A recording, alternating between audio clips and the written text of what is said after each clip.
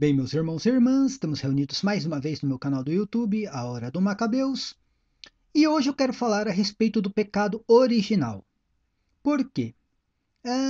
Existiu uma série de dúvidas, principalmente por parte dos católicos, sobre o último vídeo que eu fiz em refutação a Iago Martins e o canal Dois Erros de Teologia.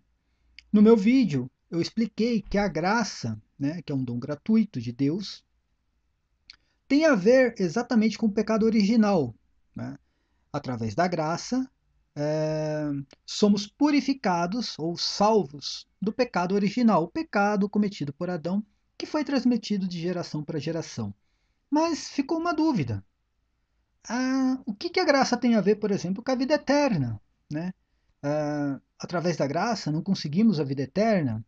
Então eu farei este vídeo, tá? Tentarei ser o mais didático possível, tentarei ser o mais breve, claro e objetivo, tá? Primeiro, eu quero começar com esse slide. Preste atenção no que estamos vendo. Né? Isso aqui é o tabernáculo, né, que deu modelo também para o templo de Jerusalém. O que nós vemos no tabernáculo? Eu sei que o ouvinte pode estar se perguntando o que isso aqui tem a ver com o pecado original. Né? O que o tabernáculo tem a ver com o pecado original? Tem tudo a ver com o pecado original. Por quê? Prestem atenção. Aqui nós temos o lugar santo. Né? Olha onde estou passando o mouse. Tá? Aqui ficavam, né? Aqui somente os sacerdotes podiam entrar para prestar o culto. Tá? As pessoas ficavam para o lado de fora, aqui, ó, pelo lado de fora do tabernáculo. E assim também, esse aqui é o modelo, né, do Templo de Jerusalém, né, posteriormente foi feito em cima disso. Então aqui, neste local, ficavam os sacerdotes, tá? E nós temos aqui, dentro, onde está a Arca da Aliança. Tá? A Arca da Aliança representa Deus. Né? Onde está a Arca da Aliança? Aqui. Somente o sumo sacerdote entrava uma vez por ano para entregar as ofertas e expiações, tá ok? Ou a oferta e expiação, né? Vou me referir aqui no singular, tá? Então existia, né, dentro do tabernáculo e também no templo de Jerusalém, o lugar santo e o lugar santo dos santos, que aqui está falando o Santíssimo, né? O, o que acontece?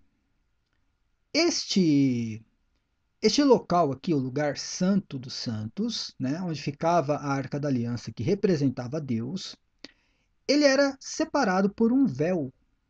Tá? Aqui existia um véu e ninguém, né, existem várias histórias a respeito, né, da Arca da Aliança. Ah, existiam sacerdotes que tinham medo de entrar até o lugar santo dos santos, enfim. Eu não vou entrar nessa questão agora porque são textos longos, né?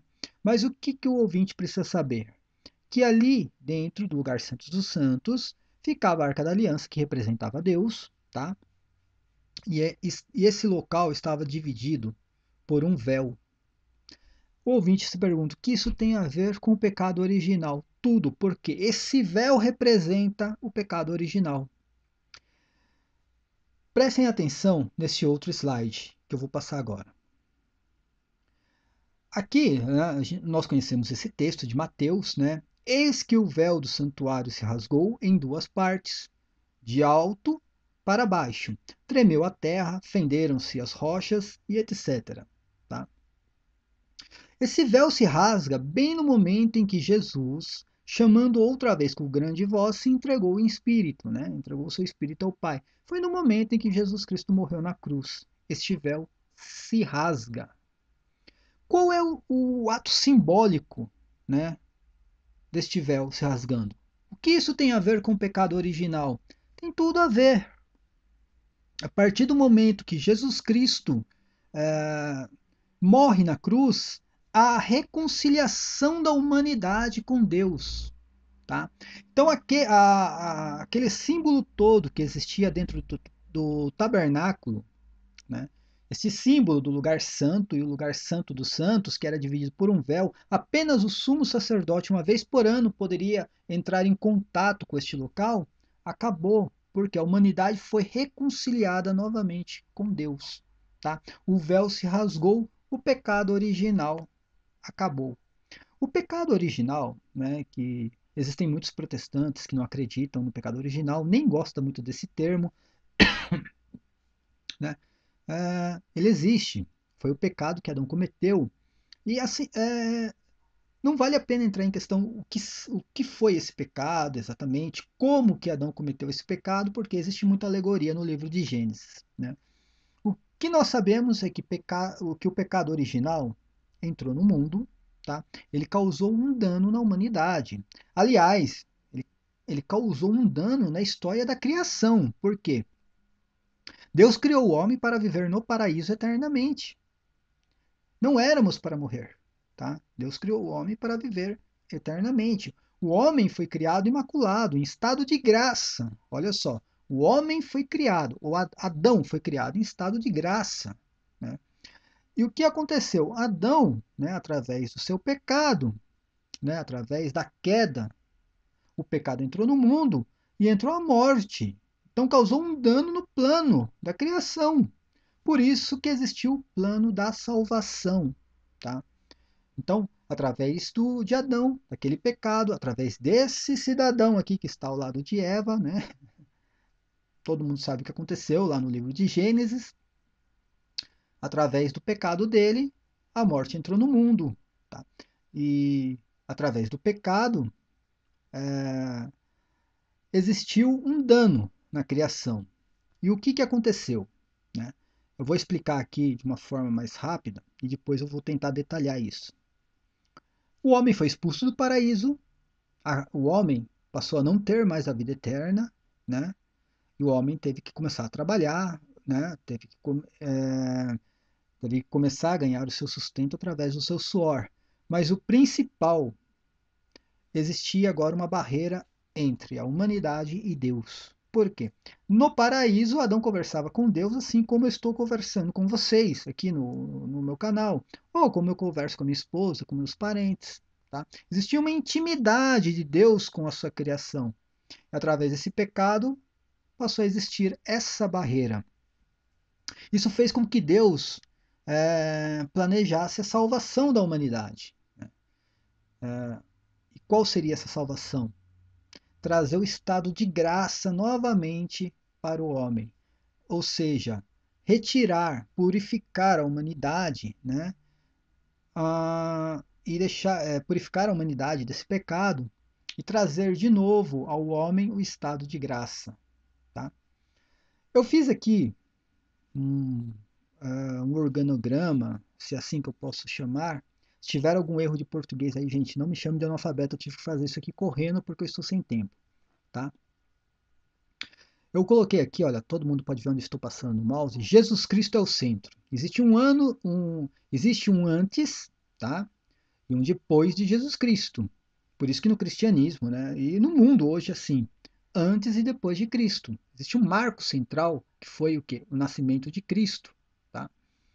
Porque Cristo veio nos trazer de novo o estado de perfeição da humanidade. Então a gente tem aqui o Antigo Testamento,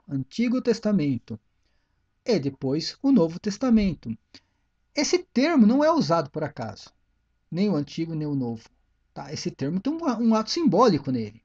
O Antigo Testamento, a humanidade estava sob o domínio do pecado de Adão. E o Novo Testamento, a humanidade está agora sob o domínio da graça de Jesus Cristo. Por isso que existe o Antigo Testamento e o Novo Testamento. Essas são as boas novas de Jesus Cristo, que nós damos o nome de Evangelho. Tudo em torno do Evangelho de Cristo, tudo, basicamente tudo em torno, gira é, na purificação desse pecado, né, na reconciliação da humanidade e na vida eterna. E aí que eu quero entrar neste vídeo, porque tem tudo a ver também com a vida eterna, tá? Mas não somente isso. Então nós estamos lá no Antigo Testamento, tá? No Antigo Testamento a humanidade estava sob o domínio do pecado original. Eles tentavam se purificar através das obras da lei, né, que é muito citado por São Paulo, as obras da lei, que eram as cerimônias, os rituais do Antigo Testamento, tá? E eles tinham como modelo, um modelo, o tabernáculo, que se tornou depois o Templo de Jerusalém. Vem Jesus Cristo, tá? Vem Jesus Cristo, Cordeiro, né, sem mancha, sem mácula, e se entrega por nós e faz a obra da salvação, a reconciliação da humanidade com Deus. E aqui nós temos aqui o batismo da graça, tá? Eu vou explicar a importância do batismo e por que uma criança tem que ser batizada, tá? Mas esquece um pouco o batismo aqui, vamos pensar que nós estamos agora sobre a graça, tá? Jesus Cristo veio nos retirar este pecado, tá? Que tinha como consequência tudo isso aqui, obras da lei, o tabernáculo, era do Antigo Testamento, e ele nos trouxe agora o quê? O batismo da graça, a graça de Deus, se nós estamos no Novo Testamento. E o que, que nós temos de referência no Novo Testamento? A igreja. Tá? Então perceba o porquê, a importância do Antigo Testamento e o Novo Testamento. Né? Os antigos estavam, né, sob o domínio do pecado original, e no Novo Testamento, hoje nós cristãos estamos, né, sob o domínio da graça. E aqui nós temos o texto de Romanos, um texto clássico de Romanos, que foi usado por mim, até pelo Iago Martins, pelo Robson do Inquisição Online aqui, que sugere exatamente o que era o Antigo Testamento e o que é o Novo Testamento. Olha. Logo assim como por meio da desobediência de um só homem, que foi Adão, muitos foram feitos pecadores. Assim também, por meio da obediência de um único homem, muitos serão feitos justos. Aqui nós estamos exatamente mostrando a diferença. Antigo Testamento, Novo Testamento, pecado original e o batismo da graça, tá? E eu vou explicar de uma forma mais didática ainda no vídeo o porquê da importância do batismo, tá? Mas o que eu quero explicar aqui embaixo, nesse organograma que eu fiz aqui, tá? O que que acontece? O indivíduo, né, o homem nasce, e quando ele nasce Adão. Ele nasce com a mancha do pecado original. E eu vou explicar, tá? Por quê? Por mais que Jesus Cristo, né, tenha sido crucificado, tá? Cristo morreu, ressuscitou, mesmo assim o homem nasce manchado pelo pecado original. Por quê? Não é a graça, por mais que seja de graça, ela não é incondicional, ela tem condições, tá? Eu vou mostrar. Então nós estamos aqui, né? Passando o mouse, o homem nasce no pecado original quando ele nasce. Tá? Ele herda esse pecado. Infelizmente, ele ainda herda esse pecado original, mas ele é batizado. Aqui ele é batizado. Eu coloquei aqui como a linha temporal do homem, tá? Do homem aqui, homem e mulher, tá? Não vou colocar gênero aqui, porque nós não usamos esse termo dentro do catolicismo, tá? Então ele é batizado e morre o homem Adão e ele passa a, a ele passa para o estado, né, da graça, né, o estado que Adão se encontrava antes da queda, ele passa para o estado de graça novamente e ele passa, né, a ser salvo. Ou seja, ele foi salvo do pecado original. Ele passou, né, morreu o homem Adão e ele passou para o estado de graça, o estado que Adão se encontrava quando ele foi criado. Tá? Então ali está um homem puro agora, né? Não vou entrar nessa questão, né, de criança, batismo de criança, ou batismo de adulto, tá? Eu vou até fazer um vídeo, acho que depois a respeito disso. Mas a questão é a importância do batismo, porque no momento que você é batizado, tá? E São Paulo ele fala isso em Romanos, tá? Você morre o homem velho, que era o Adão, e nasce o homem Cristo em você, o homem totalmente purificado, sem mancha alguma. E aí agora entra a divergência entre católicos e protestantes. Por quê? O protestante ele acredita que uma vez salvo, uma vez batizado, salvo em Cristo, você não perde a vida eterna. Acabou, você já está. Você pode fazer o que você quiser, errar, né, fazer coisas boas, praticar boas obras, praticar obras más, mas você já está na vida eterna. Isso é que acredita o protestante. Essa é a divergência e essa é a doutrina da sola gratia protestante, tá? Mas será que isso tem cabimento uma doutrina dessa? Claro que não. Eu explico mais para frente. Se Adão estava em estado de graça quando ele foi criado e ele caiu, né? e houve a queda, e assim, através da queda, entrou a morte, né? E causou um dano total na humanidade. Como que um homem que foi purificado, ele nasceu, né, do pecado original, ele foi crucificado, não, na verdade, ele foi batizado, no batismo ele foi crucificado junto com Cristo e renasceu de novo com Cristo, tá? Agora está. Como que ele não pode decair novamente? Como que ele não pode cometer um pecado mortal e perder a vida eterna? Se isso aconteceu com Adão, então a linha temporal do homem é essa, exatamente essa. Aí ele vem aqui para caridade. Esse aqui é o que você vai fazer na sua vida. É o que vai estar escrito no livro da vida, que se abrirá lá no Apocalipse, né? No capítulo final lá do Apocalipse, quando fala exatamente que os livros se abriram. E esse abriu o livro da vida, né? E neste livro o homem foi julgado segundo o bem e o mal que ele cometeu, segundo suas obras, tá? Então ele vem aqui, ó, ele continua, depois do estado de graça, ele vai passar para a sua vida. E aqui ele pratica boas obras, porque ele é um cristão, porque ele está reconciliado com Deus, tá? E ele pratica caridade, o cristão ele pratica caridade. Mas será que isto é uma coisa que não pode, como se diz, que não pode ocorrer algo errado em cima disso? Por exemplo, o homem está em estado de graça, ele foi batizado, e entre este meio tempo aqui de praticar boas obras, se tornar um verdadeiro cristão, ele não pode decair novamente? Para isso vai ter o juízo, tá? Até porque se o homem necessitasse apenas da graça aqui, ó, da graça, aceitar esta graça aqui no batismo, não ia necessitar o juízo final, né? Para que o juízo? Para que sermos julgados se o homem já está justificado, né? Mas não, a justificação vai vir no juízo. E essa justificação não vai ser segundo a graça e nem segundo a fé. Só que, só que é importante, você tem que estar em estado de graça, tá? O fato de você ser julgado segundo as suas obras, como está em Apocalipse, não quer dizer que você não tenha que estar em estado de graça. Você tem que estar nesse estado de graça. Você tem que possuir a sua fé, tá? Mas só o estado de graça e a fé não vai te levar à justificação, porque está aqui, São Paulo mesmo diz, lá em 2 Coríntios, capítulo 5, versículo 10, pois todos nós devemos comparecer perante o tribunal de Cristo. Está aqui, ó, todos nós vamos comparecer no tribunal de Cristo, para que cada um receba de acordo com as obras praticadas por meio do corpo, quer sejam boas, quer sejam más. Então aqui nós vamos comparecer nesse tribunal de Cristo, tá? E nós seremos julgados segundo as nossas obras.